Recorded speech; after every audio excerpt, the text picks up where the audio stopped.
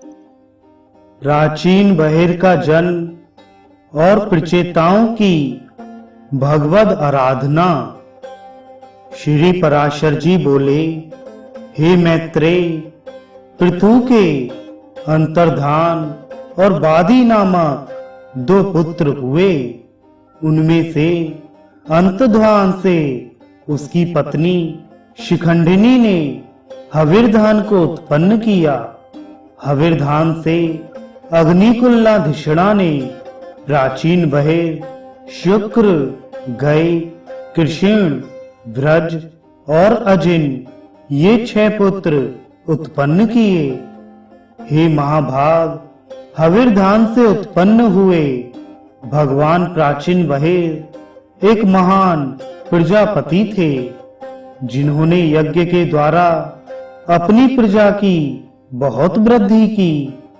हे मुने, उनके समय में यज्ञानुष्ठान की अधिकता के कारण प्राचीन नाग्र कुश समस्त पृथ्वी में फैले हुए थे। इसलिए वे महाबली प्राचीन बहिर नाम से विख्यात हुए। हे महामते, उन महापति ने महान तपस्या के अनंतर समुद्र की पुत्री सवर्णा से विवाह किया। उस समुद्र कन्या सवर्णा के प्राचीन बहिर से 10 पुत्र हुए। वे प्रचेता नामक सभी पुत्र धनुर्विद्या के पारगामी थे। उन्होंने समुद्र के जल में रहकर 10,000 वर्ष तक समान धर्म का आचरण करते हुए घोर तपस्या की। श्री मैत्रेय जी बोले, हे महामुने, उन महात्मा प्रचेताओं ने जिस लिए समुद्र के जल में तपस्या की थी, सो आप कहिए। श्री पराशर जी कहने लगे, हे मैत्रेय, एक बार प्रजापति की प्रेरणा से प्रचेताओं के महात्मा पिता प्राचीन बहिर ने उनसे अति सम्मान पूर्वक संतानोत्पत्ति के लिए इस प्रकार कहा। प्राचीन बहिर बोले, हे पुत्रों, देवाधिदेव ब्रह्मा जी ने मुझे आज्ञा दी है कि तुम प्रजा की वृद्धि करो, और मैंने भी उनसे बहुत अच्छा कह दिया है।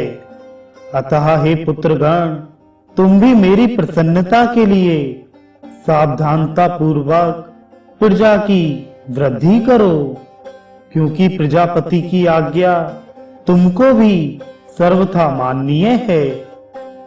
श्री पराशर जी बोले, हे मुने, उन राजकुमारों ने पिता के ये वचन सुनकर उनसे जो आज्ञा ऐसा कहकर फिर पूछा। प्रचेता बोले, हे तात, जिस कर्म से हम प्रजा वृद्धि में समृद्ध हो सकें, उसकी आप हमसे भली प्रकार व्याख्या कीजिए। पिता ने कहा, वरदायक भगवान विष्णु की आराधना करने से ही मनुष्य को निसंदेह इष्ट वस्तु की प्राप्ति होती है, और किसी उपाय से नहीं। इसके सिवा और मैं तुमसे क्या कहूं? इसलिए यदि तुम सफलता चाहते हो तो प्रजा वृद्धि के लिए सर्वभूतों के स्वामी श्री हरि गोविंद की उपासना करो।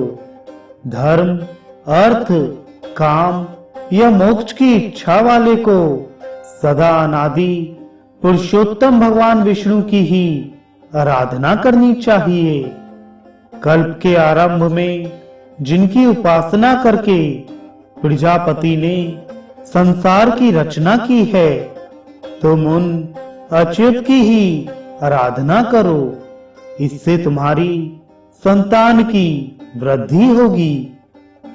श्री पराशर जी बोले, पिता की ऐसी आज्ञा होने पर प्रचेता नामक 10 पुत्रों ने समुद्र के जल में डूबे रहकर सावधानता पूर्वक तप करना आरंभ कर दिया। हे मुनि श्रेष्ठ, सर्वलोकाश्रय जगतपति श्री नारायण में चित्त लगाए हुए उन्होंने 10,000 वर्ष तक वहीं जल में ही स्थित रहकर देवादिदेव श्री हरि की एकाग्र चित्त से स्तुति की, जो अपनी स्तुति की जाने पर स्तुति करने वालों की भी सभी कामनाएं सफल कर देते हैं। श्री मैत्रेय जी बोले, हे मुनि श्रेष्ठ, समुद्र के जल में स्थित रहकर प्रचेताओं ने भगवान विष्णु की जो अति पवित्र स्तुति की थी, वह कृपया मुझसे कहिए। श्री पराशर जी बोले, हे मैत्रेय, पूर्व काल में समुद्र में स्थित रहकर प्रचेताओं ने तन्मय भाव से श्री गोविंद की जो स्तुति की, वह सुनो। प्रचेताओं ने कहा, जिनमें संपूर्ण वाक्यों की नित्य प्रतिष्ठा है, अर्थात जो संपूर्ण वाक्यों के एकमात्र प्रतिपाद्य हैं, तथा जो जगत की उत्पत्ति और प्रलय के कारण हैं, उन निखिल जगन्नायक परम प्रभु को हम नमस्कार करते हैं, जो आद्य ज्योति स्वरूप अनुपम, अणु, अनंत, अपार और समस्त चराचर के कारण हैं, तथा जिन रूपहीन परमेश्वर के दिन, रात्रि और संध्या ही प्रथम रूप हैं, उन काल स्वरूप भगवान को नमस्कार है।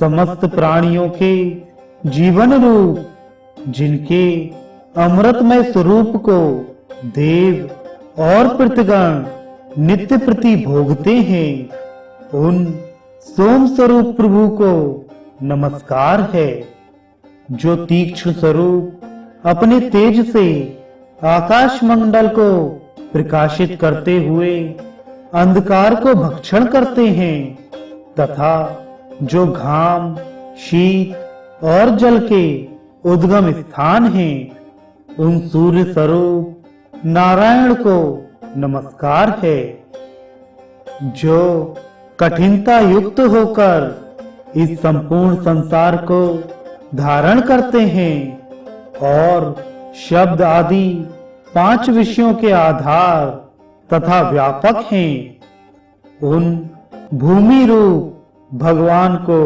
नमस्कार है, जो संसार का योनि रूप हैं और समस्त देहधारियों का बीज हैं। भगवान हरि के उस जल स्वरूप को हम नमस्कार करते हैं, जो समस्त देवताओं का हव्य भुक और पितृगण का कव्य भुक मुख है। उस अग्नि स्वरूप विष्णु भगवान को नमस्कार है, जो प्राण, अपान आदि 5 प्रकार से देह में स्थित होकर दिन रात चेष्टा करता रहता है, तथा जिसकी योनि आकाश है, उस वायु रूप भगवान को नमस्कार है, जो समस्त भूतों को अवकाश देता है। उस अनंत मूर्ति और परम शुद्ध आकाश स्वरूप प्रभु को नमस्कार है। समस्त इंद्रिय सृष्टि के जो उत्तम स्थान हैं, उन शब्द, स्पर्श आदि रूप विधाता श्री कृष्ण चंद्र को नमस्कार है, जो क्षर और अक्षर इंद्रिय रूप से नित्य विषयों को ग्रहण करते हैं। उन ज्ञान मूल हरि को नमस्कार है। इंद्रियों के द्वारा ग्रहण किए विषयों को जो आत्मा के सम्मुख उपस्थित करता है, उस अंतःकरण रूप विश्वात्मा को नमस्कार है। जिस अनंत में सकल विश्व स्थित है, जिससे वह उत्पन्न हुआ है और जो उसके लय का भी स्थान है, उस प्रकृति स्वरूप परमात्मा को नमस्कार है, जो शुद्ध और निर्गुण होकर भी भ्रमवश गुणयुक्त से दिखाई देते हैं। उन आत्म स्वरूप पुरुषोत्तम देव को हम नमस्कार करते हैं, जो अविकारी, अजन्मा, शुद्ध, निर्गुण, निर्मल और श्री विष्णु का परम पद है। उस ब्रह्म स्वरूप को हम नमस्कार करते हैं, जो न लंबा है, न पतला है, न मोटा है, न छोटा है और न काला है, न लाल है, जो इस निरे द्रव, कांति तथा शरीर से रहित एवं अनासक्त और अशरीरी जीव से भिन्न है, जो अवकाश, स्पर्श, गंध और रस से रहित तथा आंख, कान विहीन, अचल एवं जिह्वा, हाथ और मन से रहित है, जो नाम, गोत्र, सुख और तेज से शून्य तथा कारणहीन है, जिसमें भय, भ्रांति, निद्रा, जरा और मरण इन अवस्थाओं का अभाव है, जो अरज, अशब्द, अमृत, अप्रुत और असंभृत एवं जिसमें पूर्वापर व्यवहार की गति नहीं है, वही भगवान विष्णु का परम पद है, जिसका शासन ही परम गुण है, जो सर्वरूप और अनाधार है तथा जिव्या और दृष्टि का अविषय है। भगवान विष्णु के उस परम पद को हम नमस्कार करते हैं।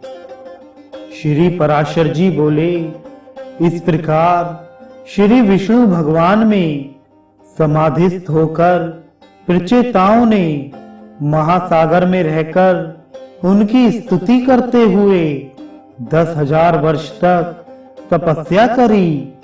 तब भगवान श्री हरि ने प्रसन्न होकर उन्हें खिले हुए नील कमल की सी आभा युक्त दिव्य छवि से जल के भीतर ही दर्शन दिया। प्रचेताओं ने पक्षीराज गरुड़ पर चढ़े हुए श्री हरि को देखकर उन्हें भक्ति भाव के भार से झुके हुए मस्तकों द्वारा प्रणाम किया।